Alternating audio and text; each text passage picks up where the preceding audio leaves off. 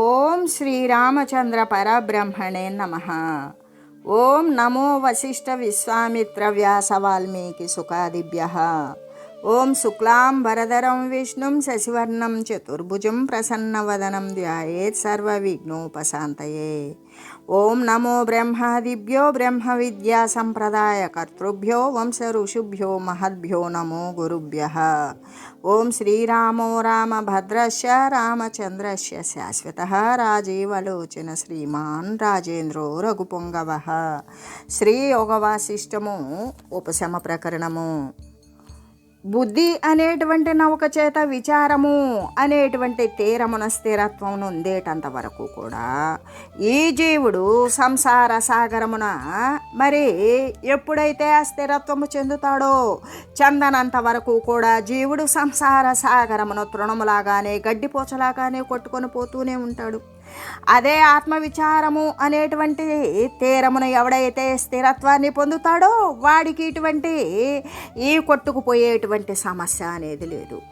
అంతేగాక మరి క్రిందికి ప్రవహించేటువంటి స్వచ్ఛమైన జలము ప్రవహించేటువంటి ఆ త్రోవయందు ఏదైనా ఇసుక ఏదైనా ఉన్నప్పుడు దానిని కూడా తొలగదోసుకుని వెళ్ళిపోతున్నట్లుగానే అలాగే విచారం చేత ఆత్మతత్వము ఎరిగినటువంటి వాని యొక్క బుద్ధి సమస్త మానసిక దుఃఖాలను కూడా అంతం చేసేస్తుంది.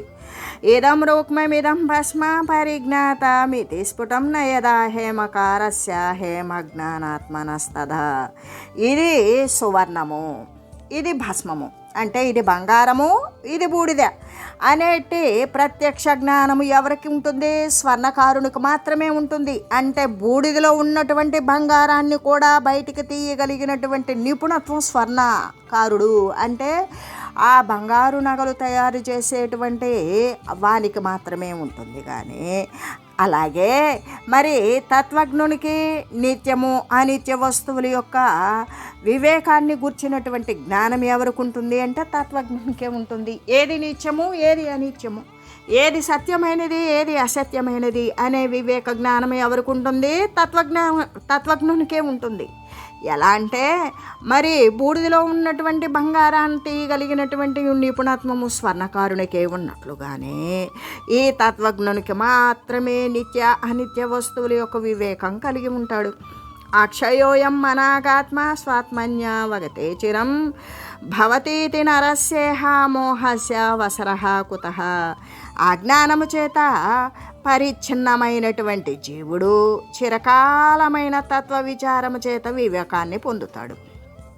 అలా వివేకాన్ని పొంది స్వస్వరూపాన్ని తెలుసుకుంటాడు. అలా తెలుసుకున్నప్పుడు మరి అప్పుడు మాత్రమే అక్షయుడు అవుతాడు. ఇంకా క్షయింపు అనేది ఉండదు.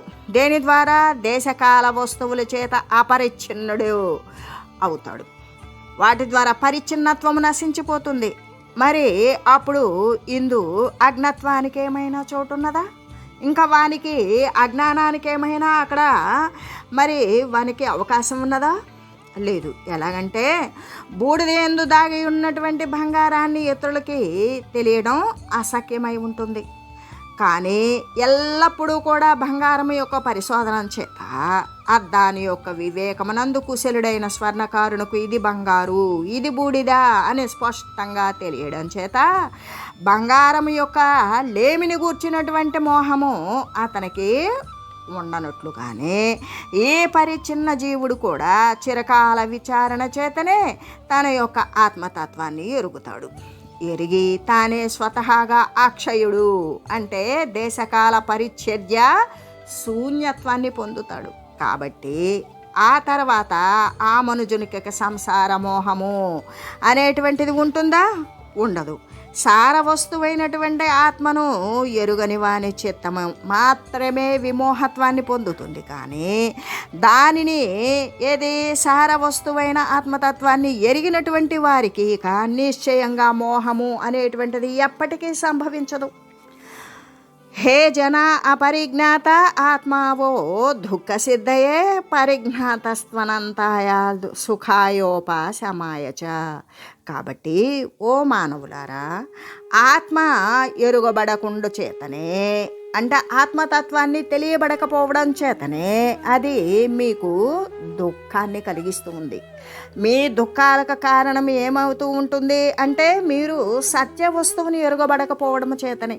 కానీ అది ఎరుగబడిందో అదే అనంతమైన సుఖము, దానికి అవధి లేని అంతము లేని సుఖము, అంటే అనంతమైనటువంటి సుఖము, శాంతిని ప్రసాదిస్తుంది అని చెబుతూ, కాబట్టి ఓ జనులారా, ఆత్మ అనేటువంటిది తెలియబడలేదు, మీకు అది దుఃఖాన్ని కలగజేస్తుంది. తెలియబడిందనుకో మీ ఆత్మయే అనంతమైన సుఖాన్ని శాంతిని కూడా మీకు కలుగజేస్తుంది అని చెబుతూ, మీ శ్రీభూత మివానేన దేహేన మహతాత్మన వ్యక్తీకృత్య స్వమాత్మానం స్వస్థ భవతమాచిరం. అశ్వరదేహముతోటి మిశ్రమమై ఉన్న ఆత్మను పంచకోశ వివేకము చేత మాత్రమే వేరుపరచి మీరు స్వస్థ చిత్తులు కండు. ఏ విధంగా? ఈ తుచ్చమైనటువంటి అంటే మరి కాలంలో ఉత్పన్నమై మరికొన్ని మరికొన్ని క్షణాల తర్వాత ఒక క్షణకాలంలో నశించిపోయేటువంటి ఈ తుచ్చ అంటే అస్వరమైన నిత్యము కానటువంటి దేహము, ఈ ఉపాధితో కలిసి ఉన్నట్టు మీ యొక్క ఆత్మను ఏ విధంగా? పంచకోశ వివేకము చేత శీఘ్రంగా వేరు చేయండి. మరి కొంతమంది ఏమని చెప్తారు అంటే ఈ పంచకోశాలే ఆత్మతత్వము అని చెప్తారు. అసలు పంచకోశ వివేకము దాని చేత ఆ విచారణ చేత శీఘ్రంగా వేరు చేసి మీరు స్వస్థతను అంటే శాంతిని పొందండి. ఇక్కడ పంచకోశ వివేకము అనేటువంటిది పంచకోశాలు అంటే ఇప్పుడు మనకి ఏమని చెప్తారు? పంచవింశతి తత్వాలు, ఈ పంచభూతాలు మొదలుకొని మరి అంతరింద్రియాలు, పంచభూతాలు, అంతరేంద్రియాలు, పంచప్రాణాలు, మరి జ్ఞానేంద్రియాలు, పంచ తన్మాత్రలు, పంచకర్మేంద్రియాలు, వీటిని మొత్తాన్ని కలుపుకొని పంచవింశతి అంటే 25 తత్వాలు, ఏది పంచభూతాలు కాక వాటితో కూడా కూడుకుంటే అప్పుడు మరి 30 అవుతాయి. అందుకు కాబట్టి ఇక్కడ పంచకోశ వివేకము, కొంతమంది ఏమని చెప్తారు? ఆ పంచకోశాలే ఆత్మతత్వము అని చెప్తారు. ఈ పంచకోశ విచారణ అనేటువంటిది తప్పనిసరిగా గ్రహించవలసిందే. పంచకోశాలు అంటే 5 రకాలైనటువంటి సంచులు. కోశము అంటే ఆవరణ, కోశాగారము అంటే ఆవరణలో ఉంచబడేటువంటి ఇది నిక్షేపాలు. మరి ఇక్కడ కోశము అంటే దేనికైనా సరే అది ఆలవాలమై ఉన్నది. కోశము అంటే సంచి అనేటువంటి అనేక అర్థాలను స్ఫురింపజేస్తుంది. అయితే ఇక్కడ మనకి పంచకోశాలు అన్నారు. ఒక కోశం కాదు, 5 కోశాలు. ఏంటా 5? అన్నమయ కోశము, ప్రాణమయ కోశము, మనోమయ కోశము, విజ్ఞానమయ కోశము, ఆనందమయ కోశము. అయితే ఈ 5 కోశాలలో కూడా ఈ పంచకోశాలు ఏ విధంగా తయారైనవి? మనకు అంతరేంద్రియాలలో ఉన్నటువంటి అహంకారము ఏదైతే ఆకాశము పృథ్వీ తత్వం యొక్క మిశ్రీభూతమైనటువంటి అహంకారం ఏదైతే ఉన్నదో ఆ అహంకారము అనేటువంటిది సమిష్టితో కూడి ఉంటుంది. సమిష్టి అంటే పంచవింశతి తత్వాలతో కూడి ఉన్నటువంటిది ఏదైతే ఉన్నదో అదే అన్నమయ కోశము. ఇక్కడ సమిష్టి అన్నప్పుడు అంతరేంద్రియాలు, పంచప్రాణాలు, మరి జ్ఞానేంద్రియాలు, కర్మేంద్రియాలు, పంచతన్మాత్రలు, వీటన్నింటితో కూడిందే స్థూల శరీరం. దానితో కూడిన అహంకారం ఎప్పుడైతే సమిష్టితో కూడి ఉంటుందో అదే అన్నమయ కోశం. ఆత్మతత్వము స్థిరమైనది, శాశ్వతమైనది. దానికి చావు పుట్టుకలు ఉన్నవా? లేవు. కానీ ఈ పంచవింశతి తత్వాలకు ఉత్పత్తి వినాశాలు అనేటువంటివి ఉన్నవి. ఇవి వచ్చిపోయేటువంటి రూపనామక్రియలకు కూడుకొని ఉన్నవి. కాబట్టి ఈ అహంకారము సమిష్టితో కూడుకున్నటువంటి ఈ దేహేంద్రియాదులతో కూడినటువంటి ఈ యొక్క దేహము అన్నమయ కోశము అనేటువంటిది ఆత్మతత్వమా? కాదు. అంటే దీనికంటే విలక్షణమైనది అని తెలియజేస్తూ మరి రెండవది ఏంటది? ప్రాణమయ కోశము. అయితే ఈ అహంకారమే ప్రాణేంద్రియాలతో కూడుకున్నప్పుడు ప్రాణమయ కోశమే అవుతుంది. ప్రాణేంద్రియాలు అంటే సమాన వాయువు, వ్యానవాయువు, ఉదానవాయువు, ప్రాణవాయువు, అపానవాయువు. మరి ఈ 5 ఉపవాయువులు నాగ, కృకుర, కూర్మ, ధనంజయ, అనేటువంటి వాయువులు, నాగా, కూర్మ, కురుకుర, దేవదత్త, ధనంజయ వాయువులు అనేటువంటి ఉపవాయువులు, ఈ 5 వాయువులు, ఈ 10తో కూడినటువంటిది అహంకారము. వీటితో కూడినప్పుడు అది ప్రాణమయ కోసం అవుతుంది, వాయువులతో కూడి ఉన్నది. అయితే ఈ వాయువులు అనేటువంటివి వస్తూ పోతూ ఉన్నవి, వీని యొక్క చర్యలు క్రియలు వ్యక్తమవుతూ అంతమవుతూ ఉన్నవి. కాబట్టి ఇది ఆత్మతత్వం అవుతుందా? ఆత్మతత్వానికి వస్తూ పోతూ ఉండేటువంటి చలనం ఉన్నదా? లేదు. అది స్థిరమైనది, శాశ్వతమైనది. ఈ ప్రాణేంద్రియాలు ఒక దేహాంతర్గతంగా ఉన్నట్లు కనబడుతూ దేహం అంతమైనప్పుడు అవి లేకుండా పోతాయి. దేహానికి ముందు లేవు, దేహం తర్వాత లేవు. కాబట్టి దేహంలోనే వ్యక్తమవుతూ ఉన్నవి. కాబట్టి అవి ఆది అంతము లేనటువంటిది శాశ్వత వస్తువు ఏదైతే అవుతుంది, ఆది యందు లేవు, అంతమునందు లేవు. కాబట్టి అది కూడా ఆత్మతత్వము కానే కాదు, ప్రాణమయ కోశము. పోతే ఇక మనస్సు అనేటువంటిది కర్మేంద్రియాలతో కూడుకుంటే అది మనోమయ కోసం. మనసు అంటే ఏ విధంగా అంతరేంద్రియాల్లో మనసు, బుద్ధి, చిత్తము, అహంకారము అనేటువంటివి కదా ఉన్నవి. అప్పుడు ఈ మనస్సు అనేటువంటిది ఏ విధంగా అంటే కర్మేంద్రియాలతో కూడితే, కర్మేంద్రియాలు వాక్కు అంటే నోరు, పాణి చేతులు, పాదాలు అంటే కాళ్ళు, ఉపస్థ గుదము అంటే మలమూత్ర విసర్జక అవయవాలు. వీటితో మనస్సు అనేటువంటిది కర్మేంద్రియాలతో కూడిందా, అదేమవుతుంది? మనోమయ కోసం అవుతుంది. అసలు వీటన్నింటికీ కూడా మరి మూల ఆధారం ఏంటి? జ్ఞానము. తెలివనేటువంటిది ఉండదు, వాడే జీవుడు లేదా జ్ఞాత. వాడు మనస్సును పురస్కరించుకొని వాడు కర్మేంద్రియాలతో కూడుకుంటే అది మనోమయ కోసం. మరి మనోమయ కోసం అనేటువంటిది కర్మేంద్రియాలు ఉండేటువంటివా, స్థిరమైనవా అంటే కాదు. అది ఒకప్పుడు వచ్చినవి, వృద్ధి చెందినవి, నశించిపోతాయి. ఆత్మతత్వం అలాంటిది కాదు కదా, పూర్తి వ్యతిరేక స్థితి. కాబట్టి స్థిరమైనటువంటి ఆత్మ పదార్థం మనోమయ కోసం కూడా కాదు. పోనీ 4వది చూద్దామా? అంటే బుద్ధి. ఈ అంతరేంద్రియాల్లో మనసు, బుద్ధి, చిత్తము, అహంకారము అని చెప్పుకున్నాం. ఈ అహంకారమే కదా సమిష్టితో కూడితే అన్నమయ కోసం అనుకున్నాం. బుద్ధి కర్మేంద్రియాలతో కూడుకుంటే ఏమైంది? బుద్ధి అనేటువంటిది జ్ఞానేంద్రియాలతో కూడుకుంటే ఏమైంది అంటే విజ్ఞానమయ కోసం. మనసు అనేటువంటిది కర్మేంద్రియాలతో కూడితే అది మనోమయ కోసమైంది, అది కూడా ఆత్మతత్వం కాదు. బుద్ధి అనేటువంటిది జ్ఞానేంద్రియాలతో కూడితే అది విజ్ఞానమయ కోసం. ఈ అంతరేంద్రియాల్లో ఉన్నటువంటి జ్ఞానము, మనసు, బుద్ధి అనేటువంటిది బుద్ధి జ్ఞానేంద్రియాలతో అంటే కళ్ళు, ముక్కు, చెవి, నాలుక, చర్మము, వీటితో అంటే శ్రోత్రము, త్వక్కు, చక్షువు, జిహ్వ, ఘ్రాణము, వీటితో కూడినటువంటిది ఈ యొక్క బుద్ధి జ్ఞానేంద్రియాలతో కలిసి ఉన్నప్పుడు అదేమవుతుంది? విజ్ఞానమయం. అంటే అది ప్రతి ఒక్క వస్తువుని గ్రహిస్తుంది, వదులుతుంది. అటువంటి విజ్ఞానాన్నితో నిండిపోయి ఉంటుంది. అంటే ఇప్పుడు ఈ బుద్ధి అనేటువంటిది శాశ్వతమా? కాదు. జ్ఞానేంద్రియాలు అంటే శాశ్వతమా? కాదు. కాబట్టి వచ్చిపోయేటువంటి ఆ వస్తువుల ద్వారా వీటిని ఆసరా చేసుకున్నటువంటి జీవుడు ఎవడైతే ఉన్నాడో వాడు ఆత్మగా, వాడు తన స్థితిని తాను తెలుసుకున్నటువంటి వాడు స్థిర వస్తువు. కానీ ఈ వచ్చిపోయేటువంటి అవయవాలతో కూడుకొని ఒకదానితో ఒకటే సమ్మిళితమై ఉన్నటువంటి ఈ కోశాలలో విజ్ఞానమయ కోసము ఆత్మతత్వమా అంటే కానే కాదు. కాబట్టి మరి చిట్ట చివరిది ఆనందమయ కోసం.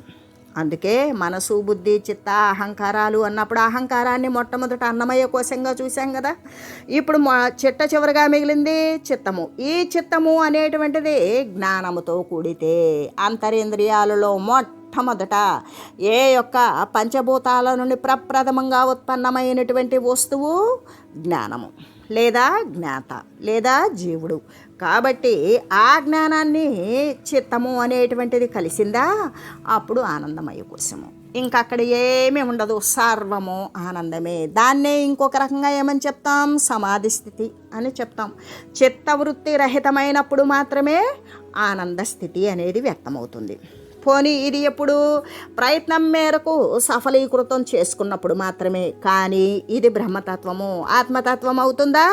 కాదు. కాబట్టి ఈ ఆత్మ అనేటువంటిది వచ్చిపోయేటువంటి ఆనందం కాదు, ఒక స్థిరమైన శాంతి రూపమైన ప్రశాంతమైన ఆనంద స్వరూపమే ఆత్మతత్వము. అంటే ఈ యొక్క పంచకోశ వివేకాల చేత కూడా వేరు చేసి మీరు స్వస్థ చిత్తులుగానే ఉండండి. ఎందుకు?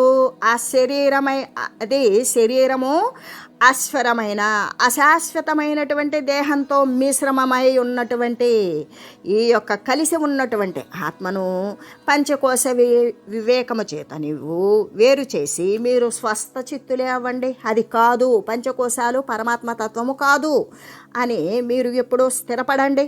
దేహేనాశన సంబంధో మనాగేవా మలాత్మనః హేమ్నః పంకళవేనేవా తద్గతస్యాపి మానవః.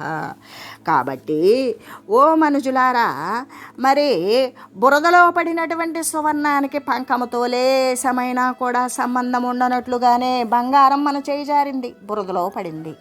అయితే బంగారం బురదవుతుందా? అవదు. కడిగితే అది బురద పంకం కారిపోతుంది, మరి బంగారం శుభ్రపడిపోతుంది. కానీ ఈ బంగారానికి ఆ బురదకి ఏమైనా సంబంధం ఉంటుందా? ఉండదు. అలాగే నిర్మలంగా నీ ఆత్మకు కూడా దేహముతోటి సంబంధం ఏమీ లేదు. వచ్చిపోయేటువంటి స్థితి కలిగి ఉన్న దేహమునందు నీ ఆత్మ ఉన్నప్పటికీ కూడా దాని యొక్క ఆధారం చేతే దేహం యొక్క కదలికలు క్రియలు వర్ధమానాలు జరుగుతూ ఉన్నప్పటికీ కూడా అవి దేహానికి మరి ఆత్మకు ఏమాత్రము సంబంధం లేదు అని చెబుతూ, ఓ మనుజులారా, బురద యందు ఉన్నప్పటికీ కూడా బంగారానికి బురదతో కొద్దిగా కూడా సంబంధం ఉండదు.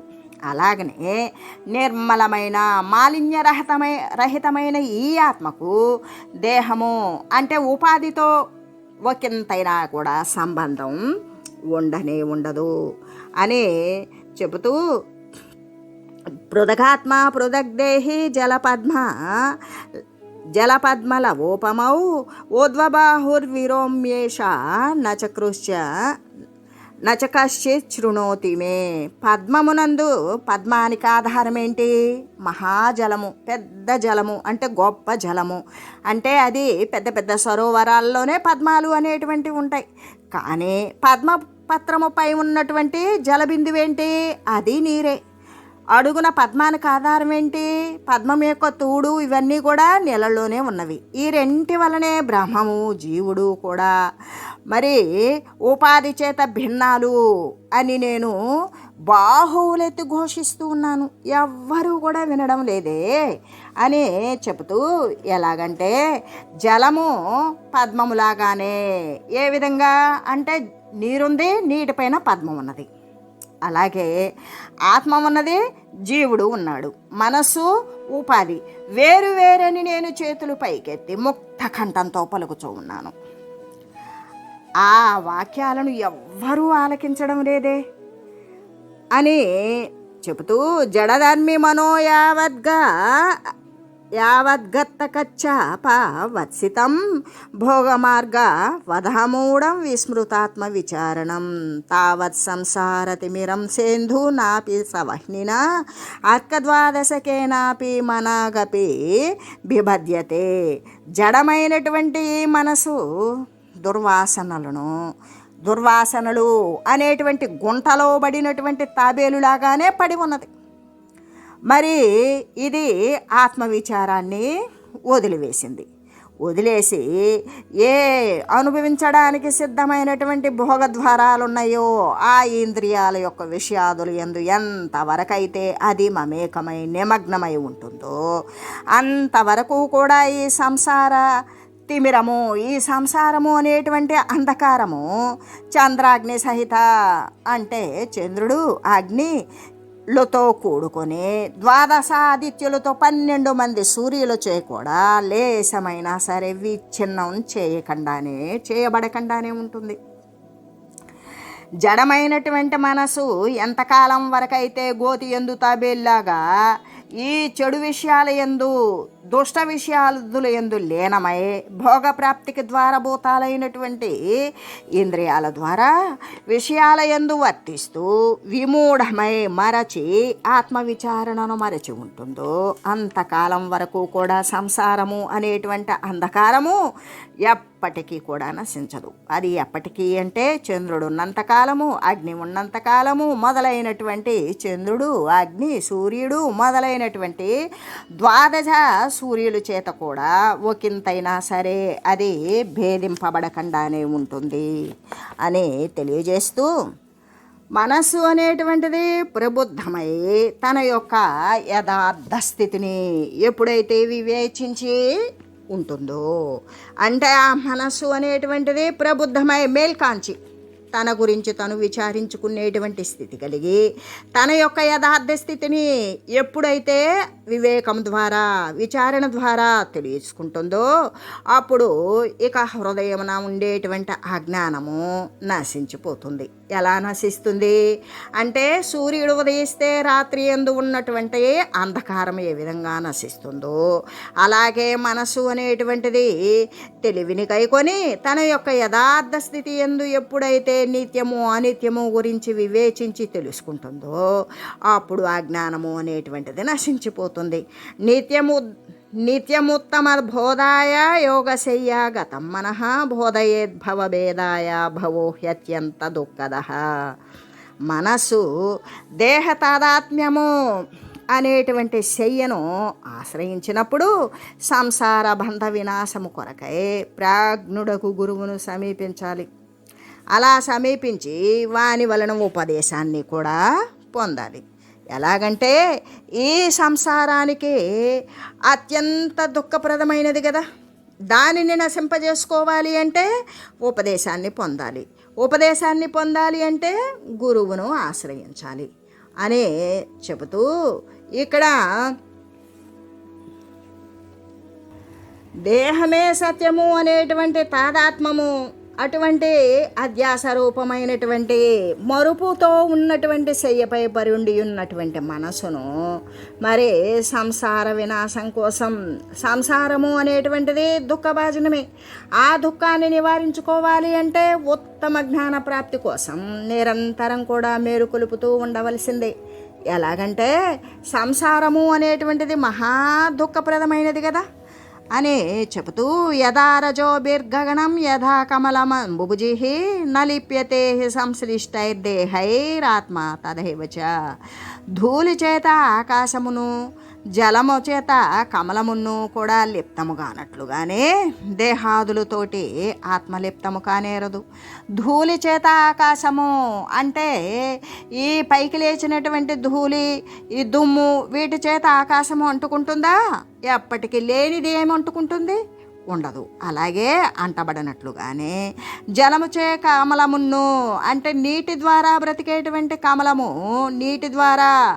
నీటిని కమలము అంటి ఉంటుందా? అంటి ఉండదు. ఎందుకు అంటే నీరే ఆధారమైనప్పటికీ కూడా కమలమనందు నీరు నిలబడదు.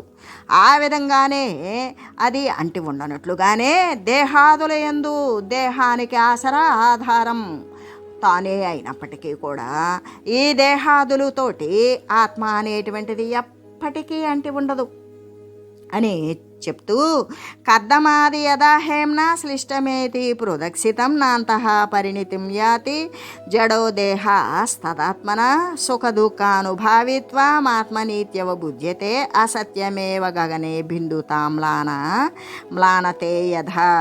అంటే పంకము మొదలైనటువంటి వానితో అంటే బురద మొదలైన వాటితోటి బంగారం కలిసినప్పటికీ కూడా అది వేరుగానే ఉంటుంది. అంటే ఆ పంకము ఆ బురద బంగారం అవుతుందా? కాదు. అలాగే జడమైనటువంటి దేహము ఆత్మతో కలిసి ఉన్నప్పటికీ కూడా దేహం ఎప్పుడూ కూడా ఆత్మరూపాన్ని చెందకుండానే ఉంటుంది. అంతేకాదు ఆకాశమందు బిందుత్వం కానీ మాలిన్యం కానీ లేని చందమునే.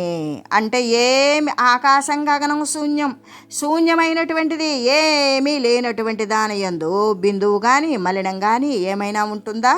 ఉండదు. ఆ విధంగానే ఆత్మయందు ప్రతీతమగు సుఖదుఖాల అనుభవము అసత్యమే అవుతూ ఉంటుంది. బురద మున్నగునివి బంగారంతో కలిసి ఉన్నప్పటికీ కూడా వేరుగానే ఉండి బంగారు రూపాన్ని చెందనట్లుగానే జడమైనటువంటి దేహము ఆత్మతో కలిసి ఉన్నప్పటికీ కూడా ఆత్మరూపాన్ని చెందకుండానే ఉంటుంది. అలాగే ఆత్మయందు ఏ సుఖదుఖ అనుభవాలైతే ఎరుగబడుచూ ఉన్నదో అది ఆకాశమందు బిందు సహస్రాకారము అంటే మాలిన్యము అసత్యమై ఉన్న చందంగానే అది కూడా అసత్యమే అయి ఉంటుంది అనే చెబుతూ సుఖదుఃఖేన దేహస్య సర్వాతీతస్య నాత్మనః ఏతే హ్యజ్ఞానకస్యైవ తస్మిన్నష్టే కస్యచిత్ న కస్యచిత్ సుఖం కించిత్ దుఃఖం చ కస్యచిత్ సర్వమాత్మమయం శాంతమనంతం పశ్య రాఘవ. సుఖాలు దుఃఖాలు దేహానికి కావు. సర్వ అతీతమైనటువంటి ఆత్మక అంటే ఆత్మక అసలే కావు.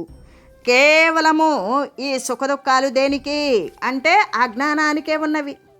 ఆ అజ్ఞానం నశించిపోతే ఆ సుఖదుఖాలు ఇంకెవనుకుంటాయి, ఇంకెవ్వనికి కలగవవి అని చెబుతూ యథార్థంగా సుఖం కానీ దుఃఖం కానీ ఎవ్వనికి లేదు.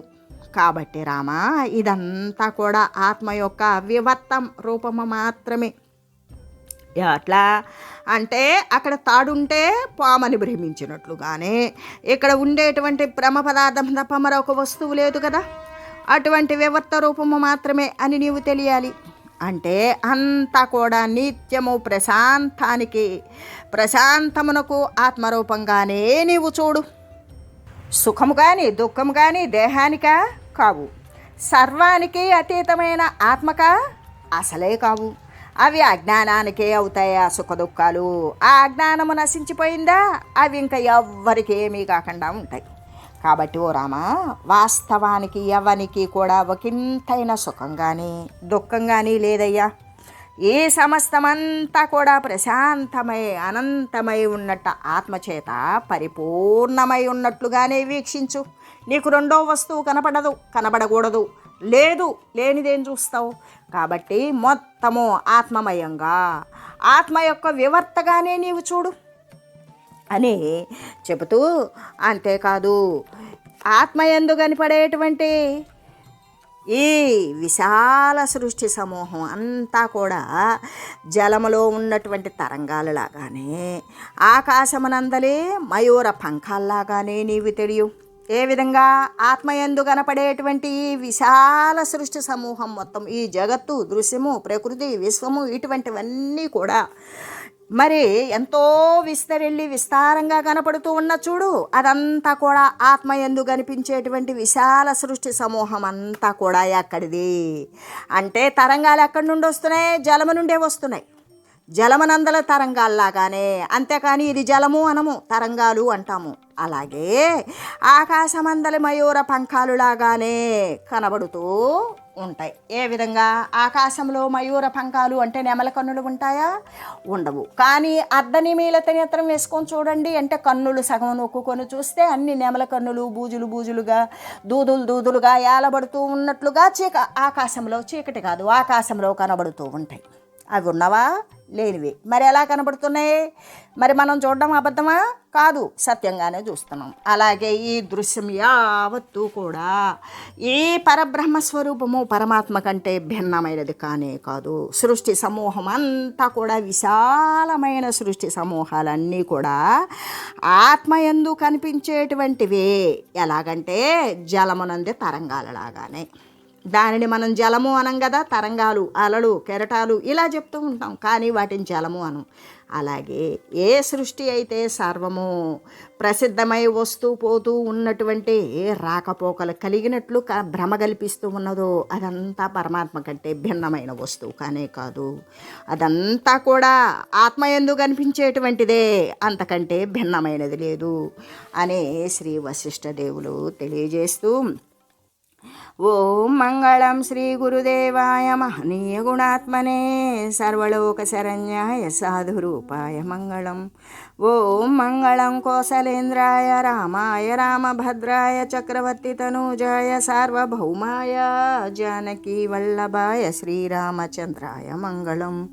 ఓం తత్సత్.